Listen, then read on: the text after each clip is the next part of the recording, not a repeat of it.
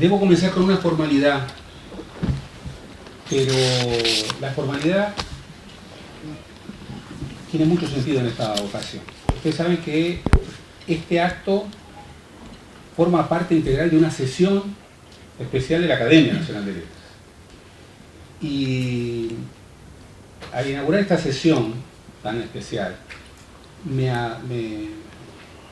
abriga un sentimiento que no puedo ocultar, que es una gran felicidad. Porque yo no sé si saben, pero yo soy futbolista, que es una profesión que se es para siempre. Y al mismo tiempo, bueno, me honra mucho integrar hace ya bastante tiempo la Academia Nacional de Letras. Y que hoy la Academia Nacional de Letras esté sesionando en el estadio, en la tribuna olímpica, que esté sesionando en este lugar maravilloso que es el Museo del Fútbol. Y nunca dejo de admirar lo que es el Museo del Fútbol, ¿no? Y lo que podemos recorrer aquí, ¿no? Que es nuestra historia, que son nuestros valores, que son tantas imágenes absolutamente imperecederas. Para mí es un momento muy, muy especial, ¿no? Muy especial.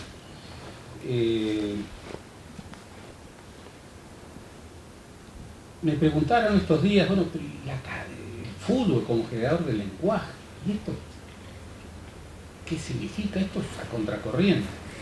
Bueno, algo tenemos que estar haciendo mal. Porque decir que el fútbol y el lenguaje no tienen nada que ver en el Uruguay es como estar con las espaldas respecto a la vida. Si una Academia Nacional de Letras no se pone en estos temas, la verdad que está perdiendo la brújula. Y no empieza hoy. Y esto es una de las cosas que también me emociona particularmente. Ya muchos de nuestros académicos han reflexionado sobre este tema, y en particular quiero recordar a uno de ellos que hace algunos años nos dejó. Nos ha llegado un trabajo estupendo, de Gladys Valeta, otra de nuestras académicas, a propósito de un texto que les recomiendo porque tiene una vigencia absoluta. Estoy hablando de nuestro siempre recordado compañero y académico Héctor Balsas, que ya hace algunos años escribió un libro que mantiene una vigencia absoluta, que se llamaba Uruguayismos Futbolísticos, en donde registra una serie de voces, una serie de palabras, una serie de conceptos que han tenido su origen en el fútbol, que forman parte de uruguayismos, pero que de alguna manera refieren a algo que ocurre siempre con el idioma. Hay tantas visiones equivocadas sobre el idioma. Una de ellas es que el que manda es el diccionario, y que a partir del diccionario se puede disciplinar el idioma. Bueno, la vida de los idiomas, por suerte, no se puede disciplinar, y mucho menos desde el diccionario, que siempre viene después. Y la vida de los idiomas, no del idioma español solamente, de los idiomas, se junta con la vida de las sociedades, con la vida de los pueblos, con la vida de la cultura. Y vaya si está en el núcleo de la cultura el tema del fútbol en el Uruguay. Obviamente, cuando hablo del fútbol hablo de algo que para mí significa un tesoro especial. Entonces, advierto que no voy a ser neutral. Pero el fútbol es un espacio de construcción de mitos, en el mejor sentido de la palabra mito, ¿no? Es un escenario en donde se construyen relatos con personajes elevados a la categoría de héroes, que expresan conflictos cósmicos, conflictos de valores, y que generan idioma, palabras, filosofía popular. Ustedes van a registrar a través de múltiples expresiones cómo, en definitiva, nuestra filosofía popular tiene mucho que ver con estos gigantes. Seguramente nadie recuerda, o pocos recuerdan, que era un muchacho el que en 1928, hace 90 años, en Ámsterdam, bajándosela a Héctor Scalone, construyó esa expresión fantástica que es tuya, Héctor. Tuya, Héctor. Tuya, Héctor, como, bueno, los de afuera son de palo, como adelante los forward, como tantas expresiones, la tiré al oro, tantos anglicismos, al oro, quedaste en offside, cómo escribir offside, cómo debatir lo que es el idioma correcto. Si la academia puede dar una señal, y hoy es lo que aspiramos, de que su objeto no es una cosa abstrusa, que su quehacer no está por fuera de la vida de la gente, que su pulso y su rigor tiene que ver con el pulso popular y que el fútbol no le resulta para nada ajeno. Bueno, el sentido de esta actividad habrá sido logrado. Yo quiero terminar, antes de presentar a nuestros muy gentiles invitados que hoy nos prestigian, quiero señalar que, nuevamente, que esto se haga en el Museo del Fútbol. Si hablamos del Museo del Fútbol tenemos que hablar de Antonio Román, a quien nunca agradeceremos poco todo lo que él y sus compañeros han hecho aquí. Y poder estar aquí con la presencia de estas grandes figuras futbolistas como la Maravilla Negra, dirigentes como don Dante Yoko, momentos muy particulares como la invención de la Vuelta Olímpica, todas las cosas que los uruguayos hicieron primero. En el Complejo Celeste, el maestro Tavares nos mostraba cuadros que registran cosas que los uruguayos hicieron primero en el mundo. Por ejemplo, fue un magnífico dirigente que además había fundado la Liga Universitaria, Héctor Rivadavia Gómez, que creó la Copa América. Y por supuesto, la primera Copa América en Uruguay. Y por supuesto, quien la ganó, la Celeste. Y Uruguay inventó la Vuelta Olímpica. Inventó la Vuelta Olímpica en el 24 y es extraordinario cómo la inventó. El Comité Olímpico y la FIFA, que lo reconoce como mundial, por eso las 4 estrellas, y por eso esta hazaña irrepetible de 3 veces campeón del mundo en 6 años, y los brasileños, registra que el técnico era Matucho Frigo, que figuraba como técnico, pero era entrenador, era masajista, y era peluquero y barbero. Y todo eso le hacía a los futbolistas. Pero en realidad, quien armaba el equipo era el terrible, era el gran capitán, José Nasasi, el marmolero. Y cuando el público festejaba aquel fútbol uruguayo que era el mejor del mundo junto con Argentina, y que era un fútbol que peleaba la posesión de la pelota, era un fútbol absolutamente ofensivo, era un fútbol que no jugaba al contraataque, era un fútbol virtuoso, en donde a veces la dificultad era que el público le pedía más virtuosismo y entonces se dedicaban a pasársela, lo que entonces se llama el tatetí. Ese fútbol que nos parece de otro país, parece que estuviéramos hablando de Brasil, o de la Holanda del 74, era el fútbol uruguayo. Y entonces, ante el clamor, frente a esa ráfaga olímpica, Nasasi y Matucho resolvieron, bueno, que los jugadores saludaran al público recorriendo en sus bordes a la cancha. Entonces, frente a estos hechos registrados tan magníficamente aquí, vamos a tener esta actividad, que es una actividad muy dinámica. Aquí, por orden alfabético, vamos a tener la palabra de Hugo Burel, que además de académico, por todos conocido, es un gran escritor, que además ha escrito sobre el fútbol y que hoy nos va a regalar una reflexión estupenda sobre el mismo.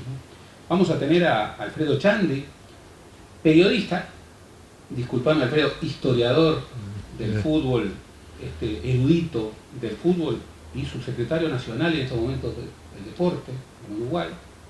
Vamos a tener a un futbolista que ya les anuncio una primicia, el año que viene va a jugar en Defensor. Ya lo tenemos apalabrado, falta unos pequeños detalles de... Hoy no hables mucho de Defensor, Gerardo. Siempre el fútbol es una cosa maravillosa que me enseñaron, que en el fútbol hay que saber olvidar. Si no aprendemos a saber olvidar, Defensor tendría un problema. Pero no, Defensor sabe olvidar y va a recuperarse. Vamos a tener a Silvia Pérez. Silvia Pérez se ha ganado un espacio por su talento, por su calidad, pero nunca debemos olvidarnos, mucho más ahora, que fue la primera periodista. En épocas en donde ser periodista deportiva no era sencillo. Hoy es más fácil, hoy hay árbitros, ¿no? Y lo celebramos. Hay fútbol femenino y lo celebramos. Otro concepto que era el jugar como un equipo de señoritas, ¿no? Que tantas veces se le dijeron, por ejemplo, al maestro Tavares, que el Uruguay de Tavares jugaba como un equipo de señoritas, en sentido despectivo. Hoy la verdad que puede ser un gran elogio, ¿no? Vamos a tener también, y agradecemos mucho, a Wilmar Valdés, presidente de la Asociación Uruguaya de Fútbol, y abanderado de una nueva aventura en la que todos estaremos juntos, ¿no? De las pocas cosas que nos acomunan a casi todos, ¿no? Que es que cuando Uruguay juegan 3 millones, o 3.300.000, hay un grupo que no, pero el 90% juega. Entonces, sin más, le vamos a pedir a Hugo que arranque. ¿Cómo no? Buenas noches, gracias por la presencia.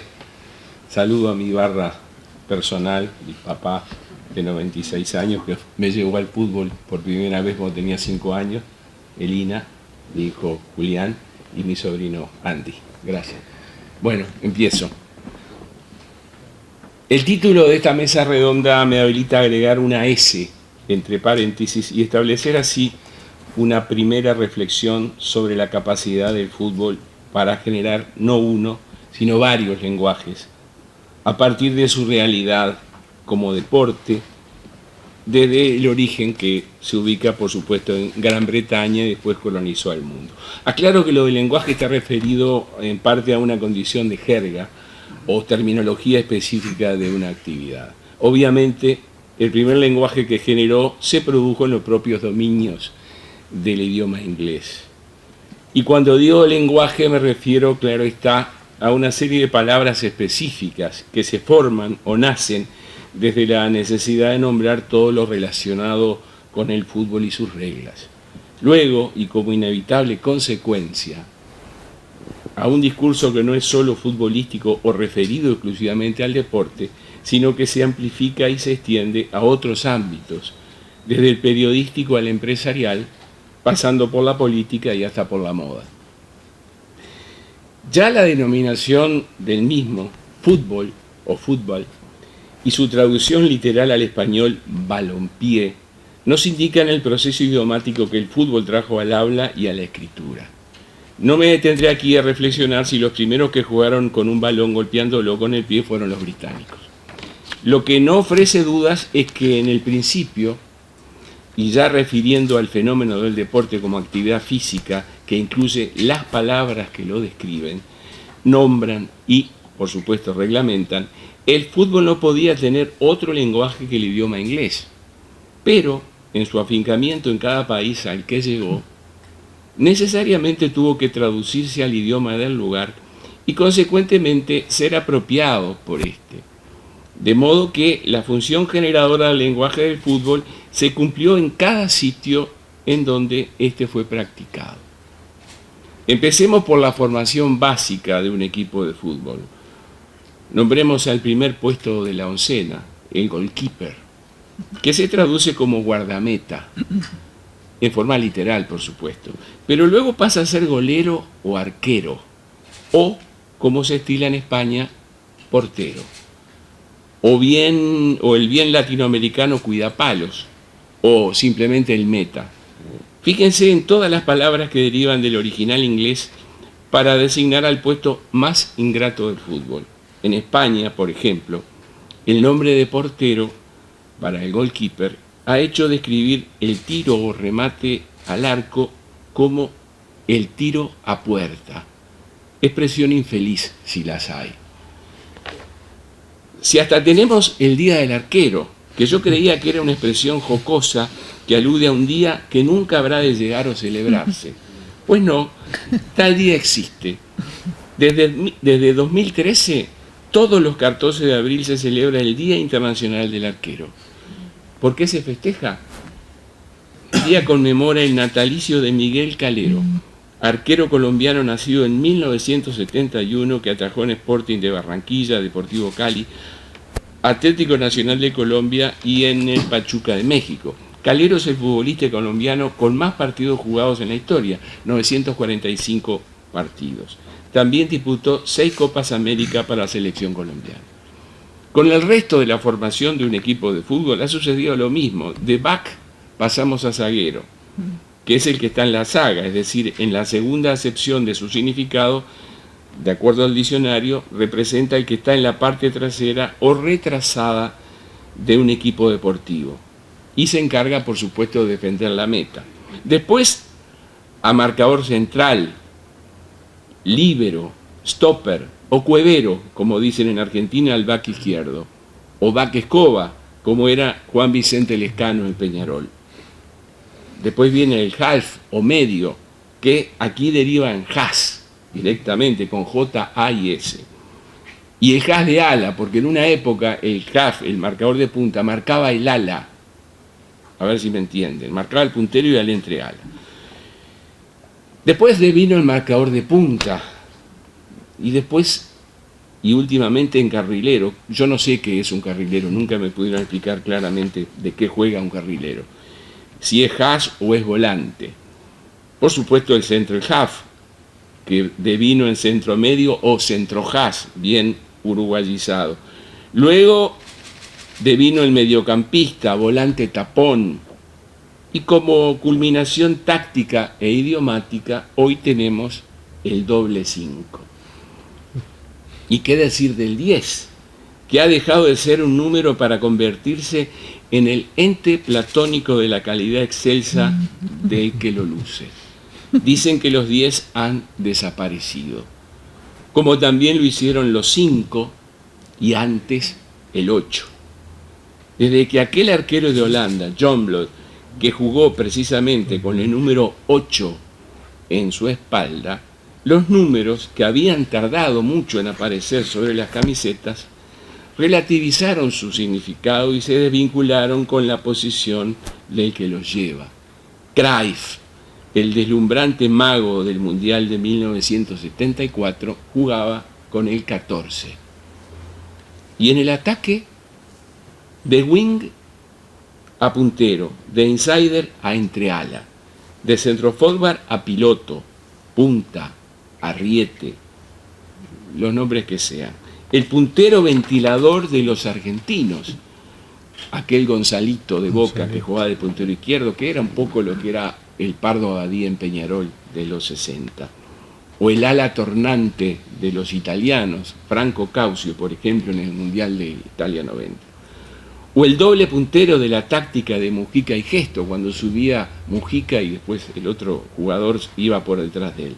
Ni qué hablar de los nombres de los sistemas de juego. el cerrojo suizo austríaco, el catenaccio italiano o el fútbol total de Holanda. Y del nombre para los puestos me gustaría pasar a los nombres de los gestos técnicos y de las jugadas. La chilena, el mondonguillo, la rabona, el túnel, la bicicleta, la volea, pegarle de chanfle, 3 dedos, apretarla, picarla o pincharla, convocan a perdidos instantes en los que alguien designó todo eso sin saber que así iba definiendo el lenguaje específico del fútbol. Y si seguimos con el encargado de dirigir el equipo, vamos a encontrar manager, coach, entrenador, director técnico, el míster de los españoles y también el estratega, el maestro o el profe simplemente. Es que el fútbol genera lenguaje porque todo es lenguaje siempre y en un principio. En el principio era el verbo, por supuesto. Cuando se jugó por primera vez, alguien tuvo que conceptualizar, explicar el juego y sus reglas, concebir el sentido lúdico de sus acciones. Y más de un siglo después de inventado, lo sigue haciendo. Una de las expresiones más señalables del lenguaje del fútbol es sin dudas el periodismo. El escrito, con formidables cronistas en el Río de la Plata. Aquí, las crónicas de Franklin Morales, por ejemplo, siempre impecables y cultas, al punto que recuerdo que una vez, en una nota publicada en La Mañana, citó nada menos que a Heidegger para comentar un partido. O las crónicas del padre de Silvia, Marcelino Pérez, que fue un formidable jugador en la época gloriosa de la década del 30 y que fue uno de los primeros comentaristas televisivos y que daba gusto escucharlo por el vocabulario que empleaba y por la manera de construir sus comentarios. O el Beco Laferranderí, que trabajó tanto en Argentina como en Uruguay. O el lenguaje galano de don César L. Gallardo y Osvaldo G. de Lorenzo. O el reo, murguero y popular de Carlito Soto. El lenguaje del fútbol también se traduce en la literatura de columnas y crónicas. El estilo inolvidable del gráfico que leía desde niño, con Osvaldo Ardizone, Dante Panzeri, Borocotó y tantos otros. Y sin dudas el aporte desde la literatura propiamente dicha. Ejemplos inmediatos, el fútbol a sol y sombra de Eduardo Galeano, que tengo un ejemplar dedicado por él, y que en mi opinión le sobra poesía y quizá le falta vestuario. Aunque tenemos a Fontana Rosa, el argentino, con un olfato y una mirada formidable sobre el fútbol y sobre todo sobre el fútbol uruguayo.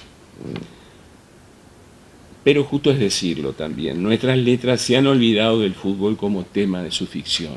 Y esa es una de las peculiaridades nunca explicadas de nuestra literatura, cómo el fútbol está tan ausente de nuestras letras. Por supuesto que el lenguaje del fútbol ha acuñado frases célebres e inolvidables. Ya Gerardo la citó, desde Los afueras son de palo, de Obdulio Varela, al cortita y al pie del Vasco Sea, el legendario empatador olímpico, al que le oí decir la frase en uno de aquellos programas radiales, Tierra de Campeones, que difundía La Voz del Aire.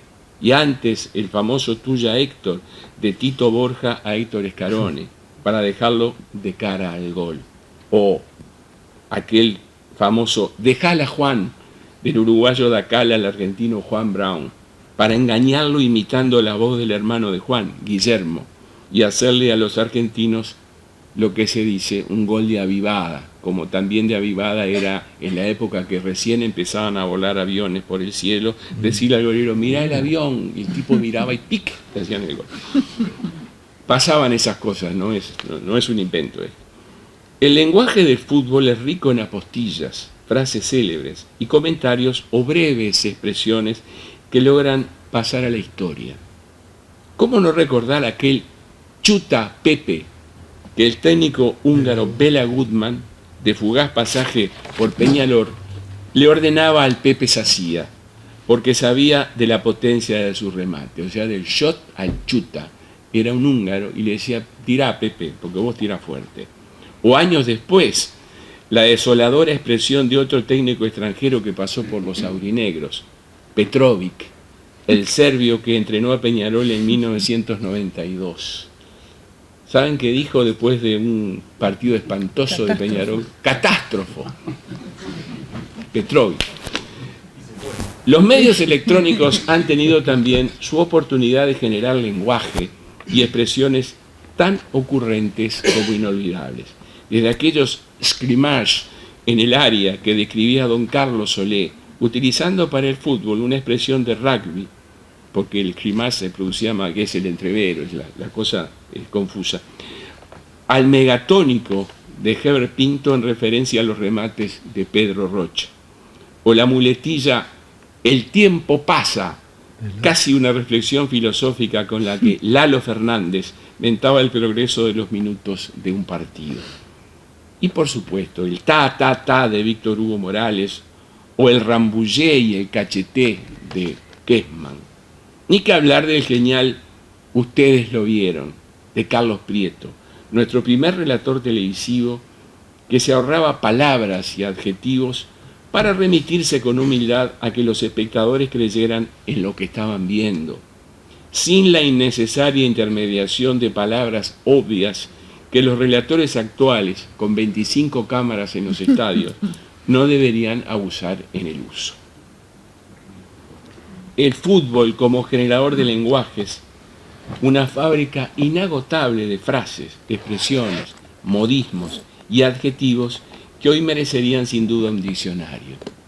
Porque el fútbol es, además de un deporte, un sistema de poder, un espectáculo, un negocio de ingresos y egresos astronómicos, un hipnótico que produce hábito y por tanto un dominio que se consolida siempre en el lenguaje y que genera y a través del cual se construye su relato.